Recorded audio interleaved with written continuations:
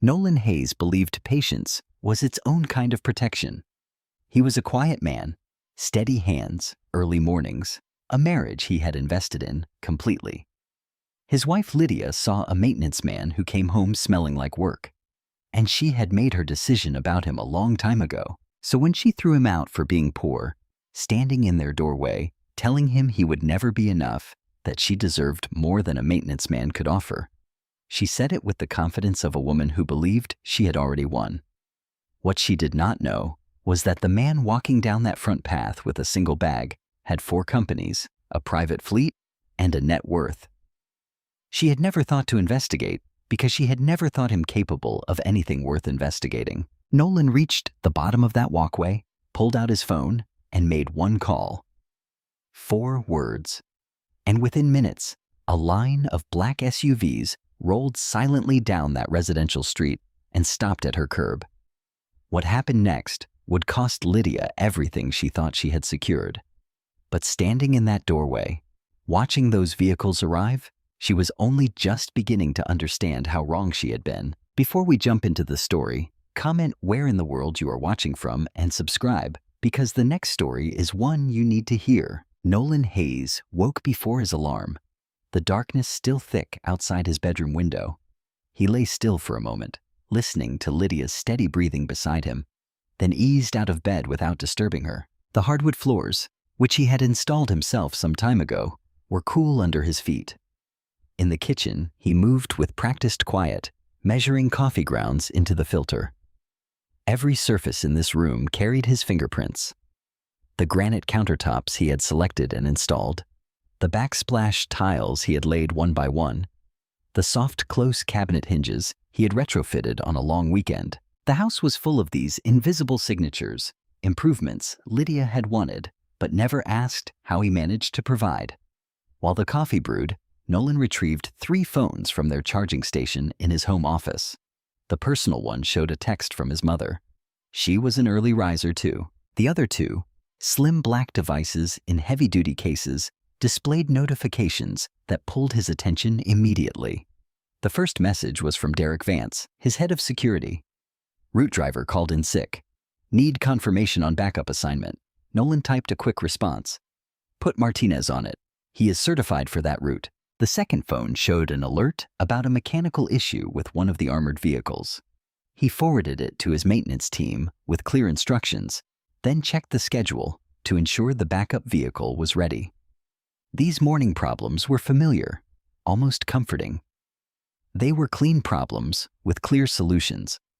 Unlike the quiet tension that had been growing in his marriage, these issues could be fixed with decisions and action. Coffee in hand, Nolan walked out to his truck parked in the driveway. The morning air was crisp, carrying the first hint of fall. He stored both business phones in the locked center console, a habit born from his decision years ago to keep his work life separate, not hidden exactly, just contained. Back inside, he leaned against the counter and sipped his coffee, remembering the day he had started Hayes Consolidated Holdings. 1 used truck, 1 contract with a law firm that needed secure document transport. He had driven that route himself for some time, sleeping little, reinvesting every dollar that did not go to basic survival. Now he had a fleet of vehicles, separate offices, and a team of loyal employees who called him Mr. Hayes with genuine respect. The maintenance division had started as a way to diversify income, but it had grown into a solid operation of its own. When Lydia told people her husband worked in maintenance, she was not lying. She just did not know it was only one branch of a much larger tree. Nolan finished his coffee and rinsed the mug, placing it in the dishwasher, another upgrade he had installed himself. Upstairs, he could hear Lydia starting to stir. He climbed the stairs quietly, entered their bedroom, and bent to kiss her cheek. Heading out, he said softly. She made a small sound of acknowledgement, already reaching for her phone on the nightstand. There was a time when she would have asked where he was going, what his day looked like. Now, she just nodded, thumb scrolling through messages. The drive to his main office gave him time to think. The building itself was impressive, modern glass and steel, professional security at the entrance, a fleet of black SUVs parked in precise formation. Lydia had never seen it. In their years of marriage, She had never once asked to visit his workplace, never questioned how a maintenance contractor afforded the suits he wore to client meetings, never wondered about the calls he took in his home office. Later that day, Nolan pulled back into his driveway. Lydia's car was still there, but she was dressed in a black cocktail dress, putting on earrings in the hallway mirror. "Work function," she said before he could ask. "Do not wait up." He watched her gather her purse, check her lipstick one final time. She did not ask about his day, did not notice the faint smell of leather from the new fleet vehicle he had inspected, did not see him at all, really. As her car backed out of the driveway, Nolan sat at the kitchen island, running his hand along the smooth granite he had selected with such care. The house was quiet except for the soft hum of the refrigerator, another upgrade he had installed some time ago. The silence felt different now, charged with something he had been feeling for a while but had not named until this moment. Her absence had a shape to it, a deliberate quality. She was not just distant, she was orchestrated, like someone following a carefully drawn map to somewhere else. Nolan sat there for a long time, surrounded by all the improvements he had made to a home that suddenly felt less like theirs and more like a stage set for whatever scene Lydia was preparing to end. After Lydia's car disappeared down the street, Nolan remembered the registration renewal notice sitting on his desk. He needed the insurance document, which Lydia always kept filed away in her home office. The room was meticulously organized. One of Lydia's proudest qualities was her attention to detail. Nolan flicked on the light, taking in the familiar space. Her desk was pristine with color-coded folders arranged in neat stacks. The filing cabinet stood in the corner, its dark metal surface reflecting the overhead light. He had helped her move it in when they first combined households, the weight of it leaving marks on the hardwood that he had later refinished. Opening the top drawer, Nolan found it arranged alphabetically. Under insurance, he found nothing. Frowning, he remembered Lydia mentioning she had reorganized some files by category rather than letter. The car documents would probably be under house or vehicle. The house tab caught his eye, a thick manila folder stuffed fuller than the others. Nolan pulled it out, expecting to find mortgage papers, tax records, and somewhere in there, the insurance document. What he found instead made his hands go still. Bank statements, dozens of them, carefully arranged by date for an account he had never seen before. The name at the top read Lydia A. Hayes, but their joint accounts were not listed anywhere on the paper. This was something separate, something hidden. Nolan's fingers moved mechanically through the statements, each page revealing more of a pattern he wished he was not seeing. Small transfers, never more than a few $100s at a time, moved from their joint account through what looked like a deliberate series of steps. The amounts were structured carefully, spread out just enough to avoid obvious detection. The running balance at the bottom of the most recent statement showed a significant sum. The systematic nature of it hit him like a physical blow. This was not impulsive. This had been happening systematically. While he was installing new cabinets in their kitchen, while he was fixing the guest bathroom plumbing, while he was kissing her goodbye every morning, she had been executing this careful extraction of their shared money. But it was the email printout beneath the statements that turned his blood to ice. The sender's name jumped out immediately. Ryan Voss.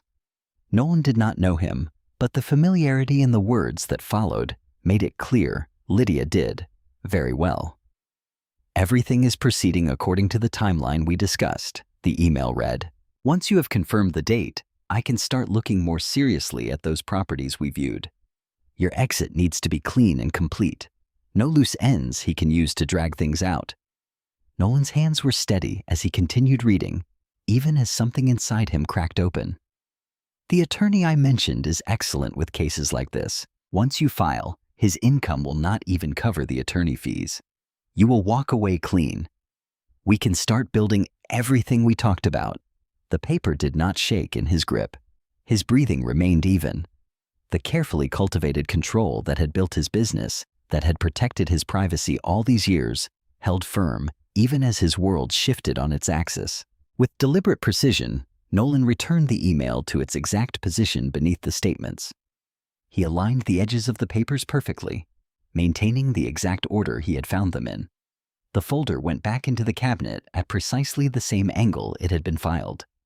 He turned off the light in Lydia's office, closing the door with the same quiet care he had always shown. His footsteps made no sound on the hardwood as he walked to the living room. The floors he had refinished himself, proud to make their home better, never questioning why she had grown so distant as he worked. The darkness of the room enveloped him as he sat in his chair. He did not reach for the television remote, did not call anyone, did not pour a drink. He simply sat, letting the full weight of discovery settle into his bones. In that darkness, Nolan made one clear decision.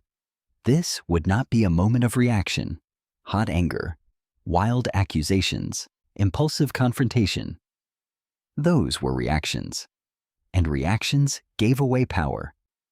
What was needed, what he would do, was respond. The distinction crystallized in his mind with the same clarity he brought to business decisions. A reaction was emotional, immediate, uncontrolled. A response was strategic, measured, complete. A reaction would give Lydia exactly what she expected from the simple man she thought she had married.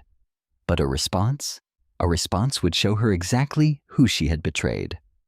The morning sun had not yet broken when Nolan made the first call. His attorney's voice was sharp despite the early hour. Victor Lang never seemed to truly sleep. "Nolan, this is unexpected." The concern in Victor's tone was subtle but present. "I need you to clear your schedule this morning," Nolan said quietly, standing in his kitchen with his coffee untouched. "What I am about to tell you requires immediate attention." He laid out everything: the hidden account, the structured transfers, the email, Ryan Voss, in the same measured tone he used for business decisions. When he finished, Victor was silent for a long moment. "Tell me what you want," his attorney said finally. "I want everything moved into proper corporate structure. Every asset, every account, everything that belongs to Hayes Consolidated needs to be legally distinct and protected. I want it done quickly, but I want it done right. It will be ready by noon." "And Nolan?" Victor's voice softened slightly. "I'm sorry." The second call went to Paige Thompson. His operations manager answered on the first ring, already at her desk, despite the early hour. "Paige, I need two things immediately. First, prepare a complete asset summary. Every subsidiary, every account, every vehicle in the fleet. Second, I need a recommendation for a licensed private investigator. Someone discreet, thorough, and available today." Paige, ever efficient, did not ask for explanations she knew would come. "The summary will be on your desk in an hour. For the investigator, I know someone. Former federal, does clean work." Over the following days, Nolan maintained perfect normalcy at home. He cooked dinner twice, asking about Lydia's day while she picked at her food. He kept his voice warm, his manner open. Every movement was carefully calculated to give her no ammunition, no hint that he had seen behind the curtain she thought was still in place. The investigator's first report arrived via encrypted email.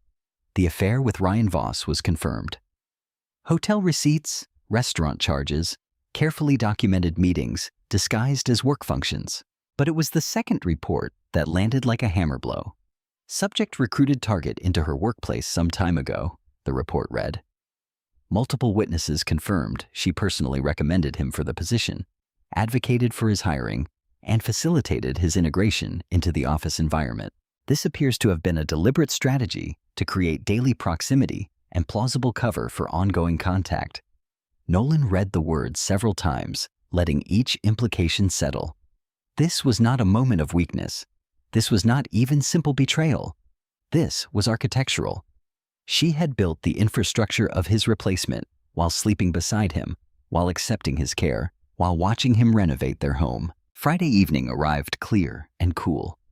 Nolan sat at the kitchen table, hands folded calmly, waiting.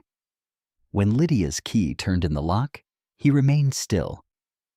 She paused in the doorway, registering his presence. "You are home early. We need to talk," Nolan said quietly. I know about the account. I know about Ryan. I know about the timeline you have been planning. Lydia's face shifted, not to guilt or shame, but to something harder. Her voice took on an edge he recognized from the email's tone. Well, I suppose that makes this simpler. The marriage is over, Nolan. It has been for a long time. How long? He kept his voice level. She lifted her chin. I have been unhappy for years. I have been patient. I have been supportive. But Nolan, look at you. You are a maintenance man. I cannot build a future with a maintenance man. I deserve more than what you can give me. I see, he nodded slowly.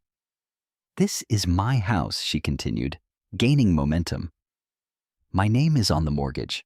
I need you to pack your things and leave, tonight. Nolan stood, his movements deliberate and calm. All right. He climbed the stairs to their bedroom, her bedroom now, and packed a single bag. Not because he had to, but because he chose to be done cleanly. Every movement was measured, precise. Walking down the front path, he could feel her watching from the doorway. He pulled out his phone and made one call. Bring them around now. The street had been quiet, residential, normal. Then they came. A line of black SUVs appeared, moving in perfect formation. Each vehicle gleamed under the streetlights. The Hayes Consolidated Holdings logo, distinct on their rear windows. They rolled to a synchronized stop along the curb, a display of power in automotive form. Drivers emerged in crisp suits, taking position. From the lead vehicle, Derek Vance unfolded his impressive frame. The head of security's voice carried clearly in the evening air. Ready when you are, Mr. Hayes. Nolan walked to the open door without looking back. He could feel Lydia's presence on the porch, could imagine her face as her narrative collapsed around her. But he did not turn. He simply got in, accepted the bottle of water his assistant offered, and let the procession carry him away from the life she had decided he deserved. Nolan stood at the window of the executive suite, watching the city lights flicker to life as dusk settled. The space was immaculate, designed for visiting clients with its modern furnishings and subtle luxury. Now, it would be his home, at least temporarily. He lowered himself into one of the leather chairs and, for the first time since finding that manila folder, allowed himself to feel everything. The grief came in waves, not just for the marriage, but for the weight of years spent protecting someone who had been planning her escape. He thought about their morning coffees, the renovations done with his own hands, the quiet moments when he had convinced himself that waiting to reveal his success was the right choice. The pain was physical, settling in his chest like a stone. But Nolan Hayes had not built an empire by dwelling in emotion. After some time, he straightened in the chair and picked up his phone. There was a business to run. The next morning, Paige arrived with a stack of documents requiring his attention. A major logistics contract was up for bid, specialized secure transport for medical supplies across 3 states. The numbers needed his review. The projections look solid, he said, scanning the figures. Have Derek assess the route security requirements and factor in any additional personnel costs. I want this bid to be competitive, but realistic. Paige nodded, making notes. The maintenance division needs sign-off on the new equipment lease, and the real estate subsidiary has 2 properties closing next week. This was his world, the one Lydia had never bothered to ask about. Hayes Consolidated Holdings encompassed 4 carefully structured subsidiaries: Armored Logistics and Transport, Private Executive Protection, Commercial Facility Maintenance, and a real estate holding company that managed their property and select investment ventures. He had started it with one used truck, hauling sensitive documents for a law firm. Now, they were running custom Suburbans and a fleet of armored transports. The numbers were clear. Millions in total assets, generating substantial revenue annually. Built methodically, legally, with reinvested profits and careful growth. No shortcuts, no compromises. After Paige left, Nolan made the hardest call to his mother. Eleanor Hayes answered on the second ring. Nolan, you are calling early. He told her everything, his voice steady but tired. When he finished, the silence stretched for a moment. "What do you need?" Eleanor asked simply. "Just pray, Mama." "Already am." There was steel in her tone. "And I am calling Victor right after this. I want to understand every piece of paperwork in this situation." That was his mother. Practical love in action. She did not waste time with, "I told you so," though she had had reservations about Lydia from the beginning. She moved straight to support and strategy. Sometime later, Victor called, requesting an immediate meeting. Nolan found his attorney in his office, 2 sets of documents laid out on the desk. The discovery process surfaced some interesting patterns, Victor began, sliding the first set forward. "Your wife and Mr. Voss have been meeting with real estate agents for some time, multiple properties, all in a certain price range. They have been actively planning a post-divorce life while you were still contributing to the household." Nolan absorbed this without visible reaction. "And the second set? Mr. Voss's financial profile." Victor's tone was dry. "He is carrying significant personal debt across multiple accounts. There is also a judgment lien from a landlord dispute. He lost in court and has not satisfied the judgment. His credit score is low." The irony settled over Nolan like a heavy blanket. Lydia had orchestrated an elaborate exit strategy, recruited her chosen replacement, and planned their future life together. All while that chosen replacement was drowning in debt and dodging creditors. She had traded a self-made millionaire for a man who could not qualify for a standard mortgage. "Keep building the case," Nolan said quietly, standing. "I want everything documented. Everything clean." "You are taking this very calmly," Victor observed. "I am taking this exactly as I should." Nolan's voice was steady. She made her choice based on what she thought she knew. "Now, we will all live with what is actually true." He thanked Victor and walked out, his steps measured and purposeful. The grief was still there, but something else had crystallized alongside it, a clear-eyed certainty about what came next. He was not shaken. He was focused. Lydia sat in her favorite salon chair, getting her weekly blowout while carefully crafting her narrative to Rachel, her longtime stylist. It had been over for years, really.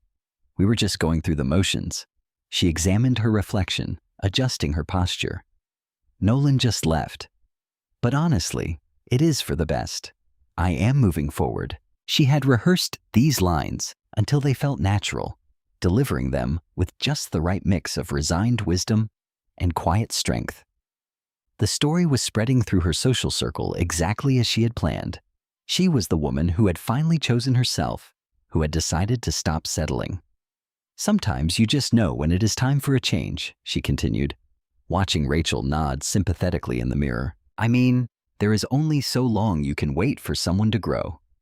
Later that afternoon, over lunch with her closest friend Jasmine, Lydia felt her carefully constructed narrative wobble for the first time. She had mentioned the SUVs, trying to cast Nolan's departure as some kind of theatrical tantrum. Jasmine's fork had stopped halfway to her mouth. After a long silence, she asked, "Lydia, what did those SUVs say on them?" The question hung there, heavy and uncomfortable. Lydia stirred her salad, avoiding Jasmine's eyes. "It does not matter. He was just trying to make some kind of statement." "But what did they say?" Jasmine pressed. "Can you believe Ryan's firm is up for that new downtown contract?" Lydia deflected, forcing brightness into her voice. Jasmine let it drop, but her expression remained thoughtful. That evening, Lydia's attorney called. The conversation stripped away another layer of her confidence. "Mrs. Hayes, I need to manage your expectations regarding the marital estate," her attorney began. "The joint accounts show significantly less activity than anticipated. Mr. Hayes's primary income appears to have been properly segregated through corporate structures we are only now uncovering."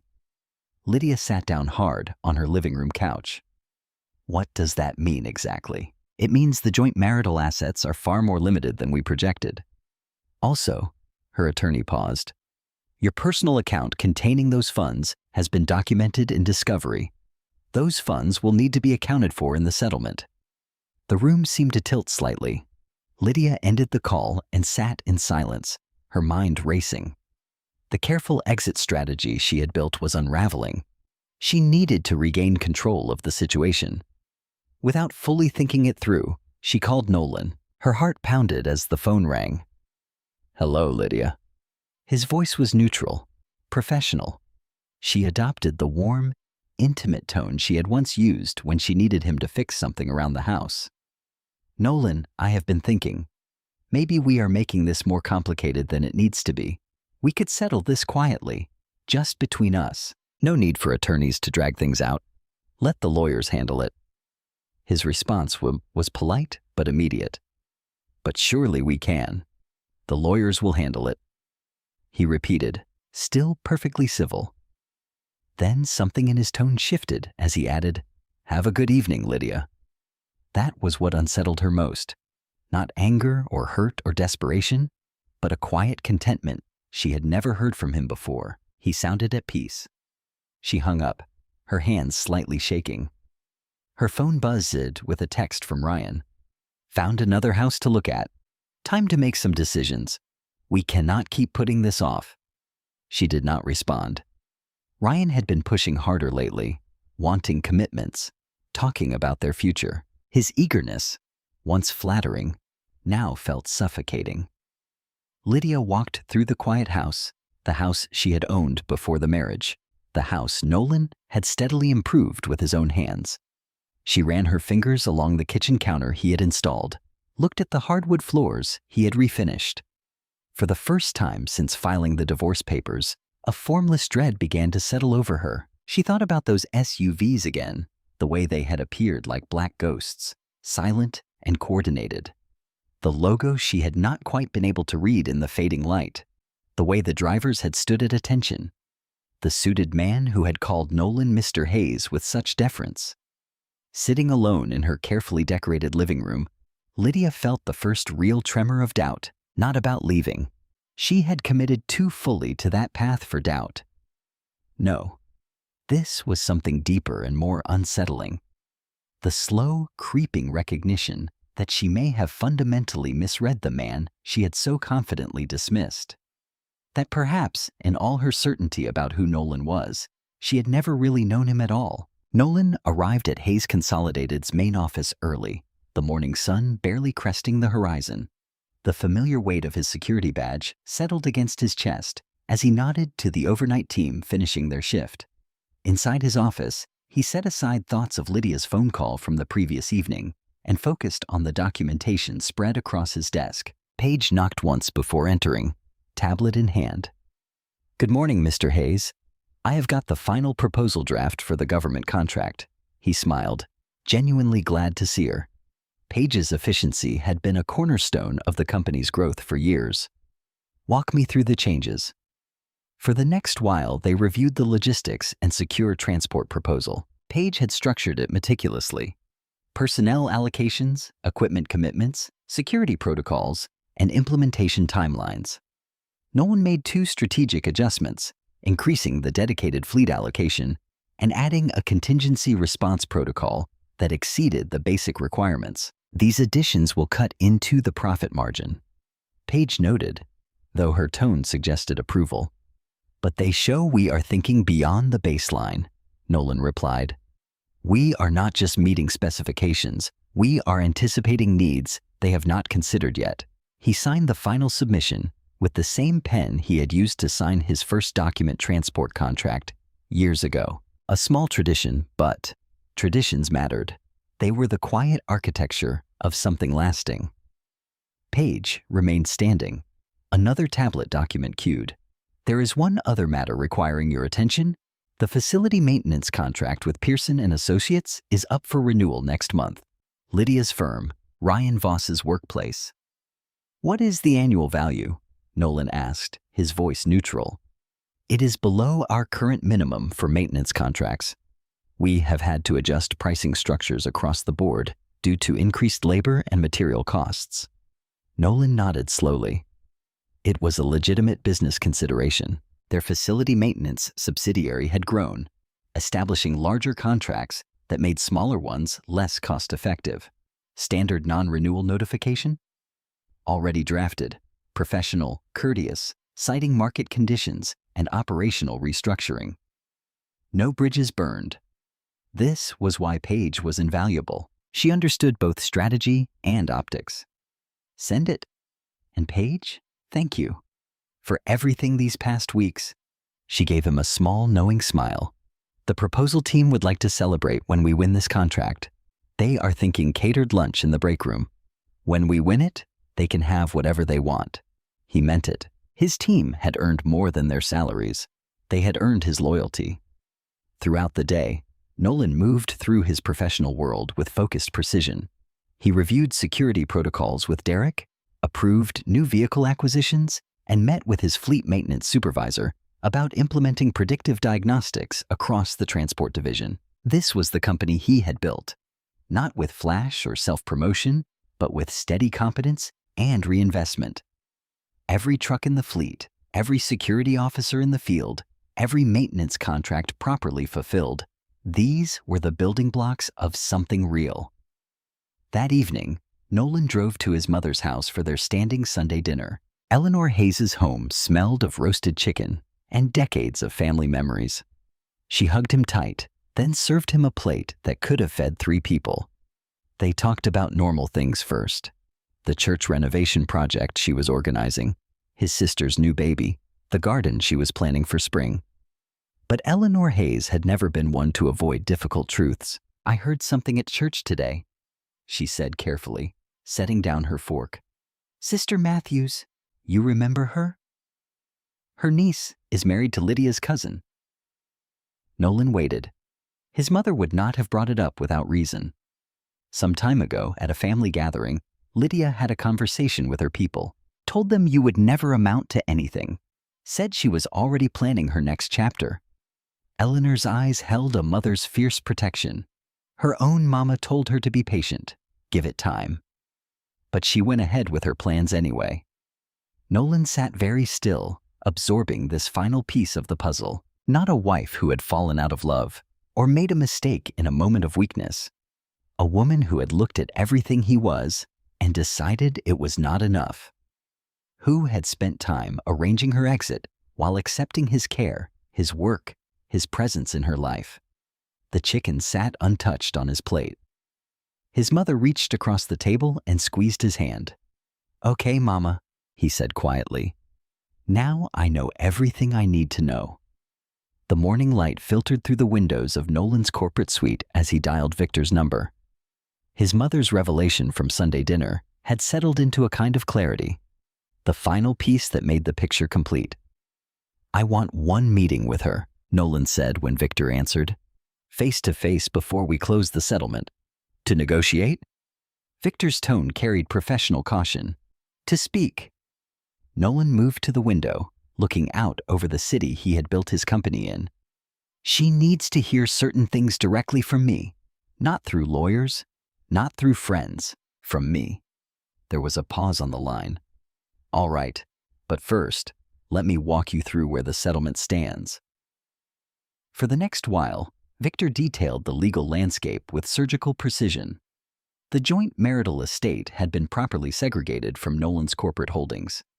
Hayes Consolidated's assets, the fleet, the contracts, the real estate, were protected within their legitimate business structures. Everything was documented.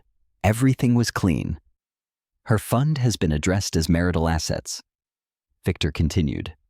Given her income level and the marriage duration, no alimony is triggered. She will receive her proportional share of joint property, nothing more. The house she owned before marriage remains hers. As it always was. Nolan nodded, though Victor could not see it. And it is all solid? No vulnerabilities? None. Your corporate structure was built right from the beginning. We are just maintaining what was already proper. Victor paused. When do you want this meeting? End of the week. Neutral ground. A restaurant with private rooms. I will have my office send the request through proper channels. Another pause. Nolan? Be clear about what you want from this conversation. I am clear, Nolan replied. Very clear. He had barely ended the call when Paige knocked, her face bright. bright with news she was trying to contain professionally. "Mr. Hayes, the government contract team is on line 3. Nolan picked up the phone. Sometime later, he set it down and looked at Paige, who was still standing in his doorway. "Tell the team to order whatever food they want for the celebration.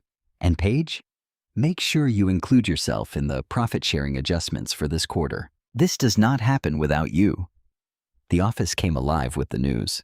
Nolan watched his people, the dispatch team, the security officers, the maintenance supervisors, sharing handshakes and genuine smiles. They had built this together, brick by brick, contract by contract. Derek appeared in the doorway, massive and formal as ever. "Congratulations, Mr. Hayes," he said simply. "To all of us," Nolan replied. "Make sure the fleet detail for the first phase is your best people." That evening, alone in his corporate suite, Nolan sat at his desk with a legal pad. He needed to organize his thoughts for the meeting with Lydia. Not in anger, not in haste, but with the same precision he applied to everything else. 3 things, he decided. 3 specific things he needed to say. In order, with no room for deflection or distraction. This was not going to be an argument. He was not interested in hearing explanations or accusations. This was going to be a closing statement. The final word in a story she thought she was writing, but had never actually controlled. He wrote late into the night, crossing out words, refining points, until every sentence served its purpose. When he was satisfied, he called the restaurant he had in mind, an upscale place downtown with private dining rooms. The manager knew him. Hayes Consolidated had handled their document transport for years. "The Maple Room is available Thursday evening, Mr. Hayes," the manager said. "Complete privacy, separate entrance if needed. Perfect for 2 people. 7. Nolan emailed the details to Victor's office for formal transmission to Lydia's attorney. Then he sat back, feeling the weight of the past weeks, the discovery, the revelations, the quiet execution of necessary things settle into its final form. His phone buzzed immediately within the hour. "Victor?" She accepted. "Thursday at 7. Nolan got ready for bed with his usual efficiency. He hung his suit for tomorrow, set his 3 phones to charge, and turned out the lights. For the first time since finding that folder in Lydia's office, sleep came easily, without the circular thoughts that had plagued him. He had built something true. He had protected it properly. And now he would speak his truth once, completely, and move forward. The city lights cast soft patterns on his ceiling as he drifted off, his mind already organizing tomorrow's tasks, the government contract implementation, the fleet assignments, the ordinary work of building something that would last. The Maple Room at Vincenzo's cast warm light across polished wood panels. Nolan arrived early, selecting a seat that faced the door. He had chosen this restaurant carefully, upscale enough to maintain decorum, private enough for truth. The maitre d' brought water without being asked and closed the door silently. Nolan checked his phones one last time, then placed them face down on the table. He had worn a charcoal suit, crisp white shirt, no tie, his standard business attire, though Lydia had never seen him dressed this way. He settled into a state of calm focus, the same mindset he brought to major contract negotiations. At exactly the appointed time, the door opened. Lydia entered wearing a navy dress he had never seen. Her makeup perfect, hair freshly styled. She had dressed for impact, for control. Nolan recognized the careful calculation in her appearance. She was still trying to read the situation, to position herself advantageously. "Thank you for coming," Nolan said, his voice steady. He gestured to the chair across from him. Lydia sat, smoothing her dress with practiced grace. "I was not sure what to expect. I asked for this meeting because I have 3 things to say. After that, the lawyers will handle everything else." Nolan maintained eye contact, his tone neither warm nor cold. "Would you like to order something first?" "No." Lydia's fingers tensed slightly on her water glass. "Say what you need to say." Nolan reached into his briefcase and removed a bound document. "First, I want you to understand exactly what you were married to." He slid the company summary across the table. Hayes Consolidated Holdings, 4 operating subsidiaries, Armored Logistics and Transport, Executive Protection, Commercial Facility Maintenance, and Real Estate Holdings. Vehicles in the primary fleet. Annual revenue substantial. Total asset value significant. He watched the emotions cross her face like weather. Disbelief first, then rapid calculation. Finally, a dawning recognition that twisted into something between rage and horror. Her hands trembled slightly as she turned pages. "I started it with a used truck and 1 contract. Built it over the years, clean and legal. Every vehicle you saw that night, owned outright. Every contract properly structured, every subsidiary properly managed." Nolan's voice remained measured. "You are wondering why I never told you? That is the second part of this first point." Lydia looked up, her composure cracking. Nolan continued. "When I was younger, I watched my father lose half of everything to his second wife. She stayed until the money was secured, then left. He never recovered. So, I made a decision. I would be chosen for who I was, not what I had. I waited to tell you because I wanted to be certain." "You lied to me," Lydia whispered. "No. I worked maintenance contracts because one of my companies handles facility maintenance. I never lied. I simply waited. And while I waited, you made your own decisions." Nolan took a slow breath. "Which brings me to the second thing I need to say. I know everything, Lydia. The account you built, the email from Ryan that you printed and kept like a blueprint, the real estate listings you have been reviewing together, the conversation with your family where you said, 'I would never amount to anything.'" Lydia's face flushed. "I was unhappy. You were distant. I never felt like I truly knew you."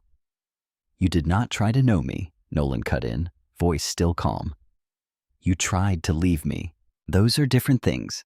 You recruited Ryan into your workplace some time ago. You planned this methodically while accepting everything I provided. That is not unhappiness. That is calculation." He watched her absorb this, watched her searching for solid ground and finding none. "The third and final thing," he continued, "is what happens now. The settlement is what it is. Your attorney has the details. Your secret account has been documented as marital funds. There will be no alimony because your income exceeds the threshold. The house you owned before marriage remains yours, but everything else, everything you thought you would extract, is properly protected within corporate structures that were built long before we met." Nolan stood, adjusting his suit jacket. "I want you to know I'm not doing this out of anger. I am doing it because I am worth more than what you decided I was." He reached for his coat. "Ryan Voss has a significant debt profile and a judgment lien on his record. You had a man who was building an empire. I hope the trade was worth it." He slipped his coat on with fluid precision, collected his phones from the table, and walked to the door. Behind him, Lydia sat motionless, the company summary still open before her, its pages bright under the warm restaurant lights. The divorce papers arrived one morning, delivered to Nolan's temporary office by Victor's assistant. The settlement was exactly as structured, clean, proportional, confined to documented marital assets. Nolan signed without hesitation. Page, passing his door, noted the moment with a small nod of acknowledgement. Later that day, Nolan received a call from Victor. "Just got off the phone with opposing counsel," his attorney said. "She told me she has never seen a marital estate this thoroughly organized and protected. Said whoever did your corporate structuring deserves significant credit." "That would be you," Nolan replied. "True." Victor's dry humor surfaced briefly. "Everything is filed. You are officially done." Nolan thanked him and ended the call. Through his office window, he watched vehicles pull out for afternoon routes, gleaming black against the sun.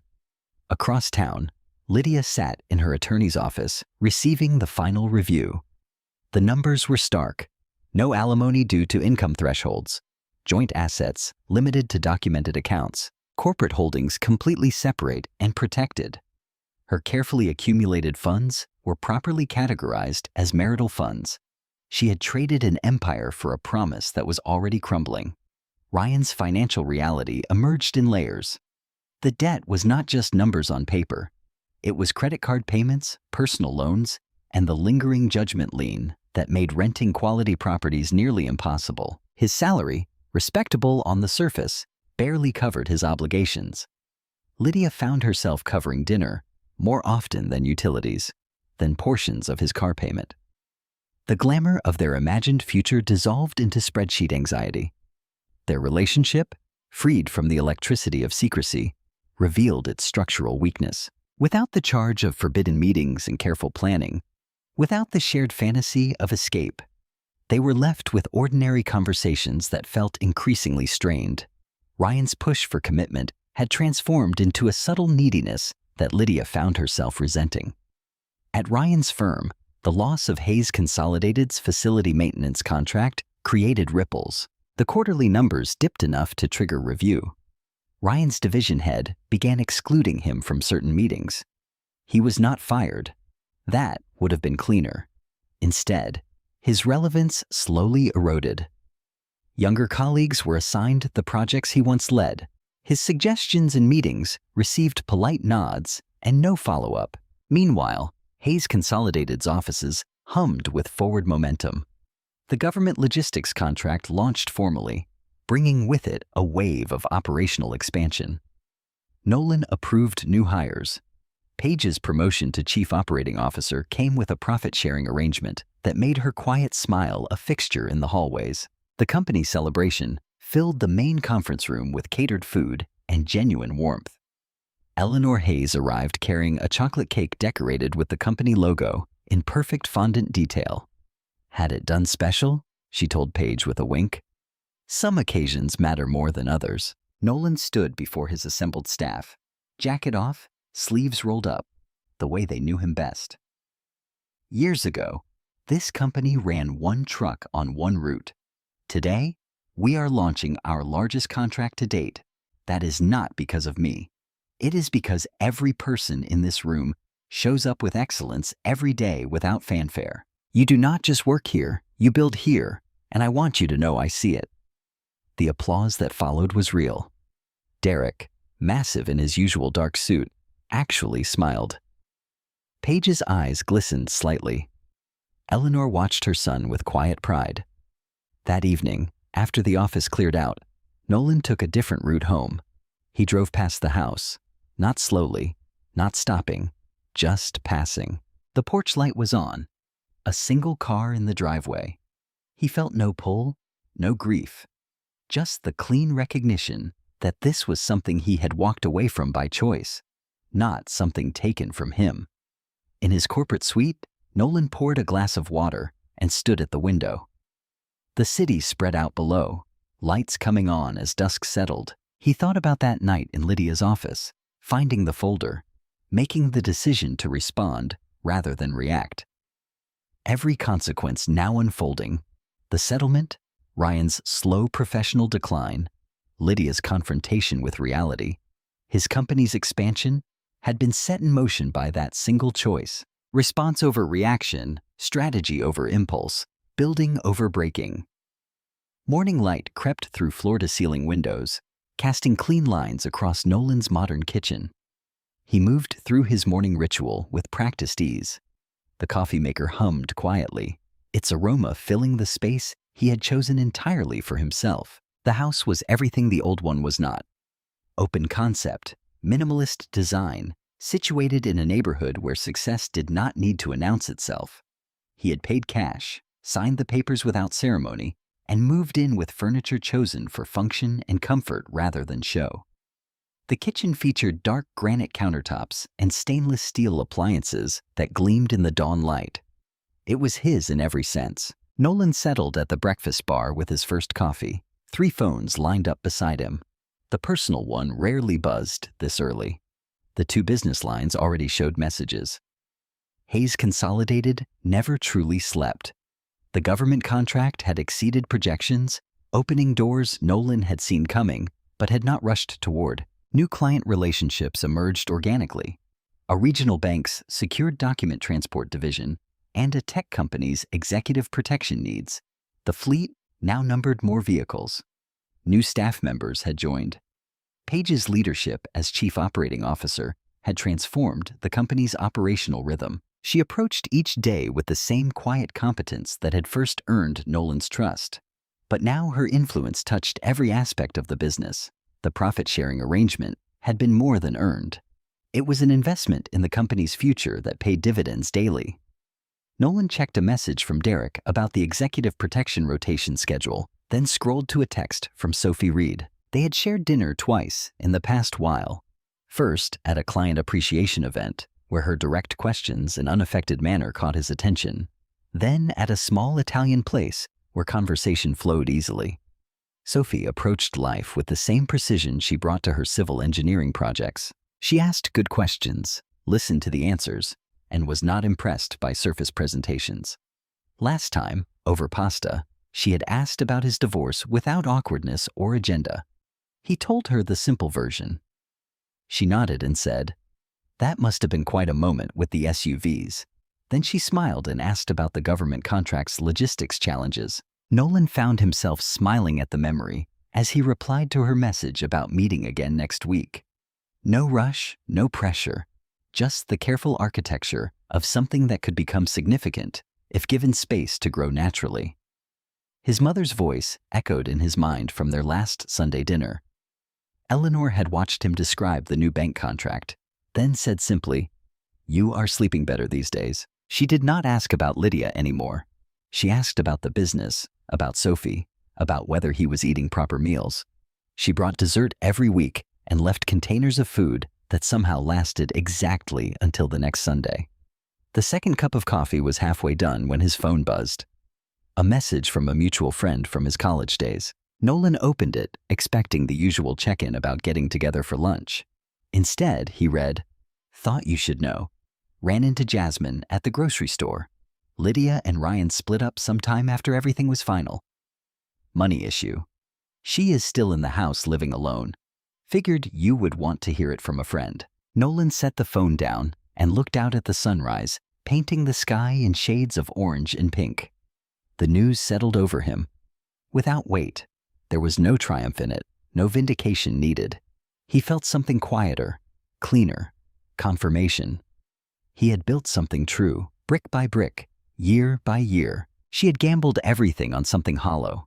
The math always resolved itself in the end. Paige's message came through on the business line. Potential opportunity in secure data transport. Tech startup looking to move sensitive hardware between research facilities. Could be our entry into a new market. Available to discuss this morning? Nolan picked up his coffee, the warmth of it matching the contentment in his chest. He began typing a response, mind already moving through the operational requirements, the fleet implications, the staffing need. He was building again. In truth, he had never stopped. The morning light grew stronger, filling his kitchen with clarity. His phones buzzed with purpose. Somewhere across town, a woman sat alone in a house full of assumption. Here, in this space he had chosen, Nolan Hayes was exactly who he had always been. A builder, a planner, a man who understood that real wealth was not in what you claimed, but in what you created. I hope you enjoyed that one. Be sure to like the video and subscribe so you do not miss the next story. I have picked out 2 more for you that I think you will really like.